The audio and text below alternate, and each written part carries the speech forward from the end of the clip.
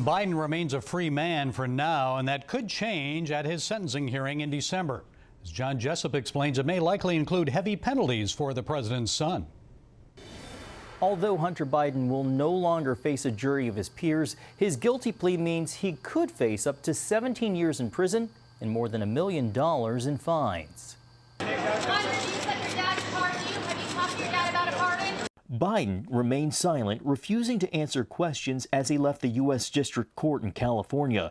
But inside, he uttered the word guilty 9 times, pleading guilty to 3 felony and 6 misdemeanor charges on $1.4 million in back taxes he owed, but has since paid. Before the dramatic courtroom confession, he initially tried to enter what's known as an Alford plea, which allows him to maintain his innocence while acknowledging that the evidence likely would lead to a guilty verdict. Leo Wise, a federal prosecutor working on the case, protested, saying, "I want to make crystal clear, the U.S. opposes an Alford plea. Hunter Biden is not innocent. He is guilty." The special counsel's case alleges a 4-year pattern in which Biden did not pay federal taxes, failed to file federal income taxes, and sent false tax returns. In a statement, Biden saying, "Like millions of Americans, I failed to file and pay my taxes on time. For that, I am responsible. As I have stated, addiction is not an excuse, but it is an explanation for some of my failures at issue in this case."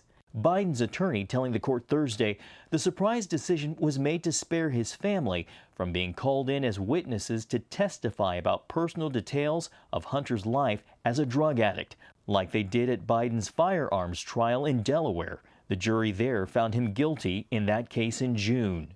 Hunter decided to enter his plea to protect those he loves from unnecessary hurt and cruel humiliation. But his attorney later refusing to say whether Biden will seek action from the president. Has Hunter spoken to Biden about a possible pardon? Does he expect a pardon? Does he expect jail time, sir? The White House, after the guilty plea, standing by the president's past remarks in which he said he will not pardon his son. Hunter Biden's sentencing hearing on December 16th comes a month after his November sentencing on gun charges.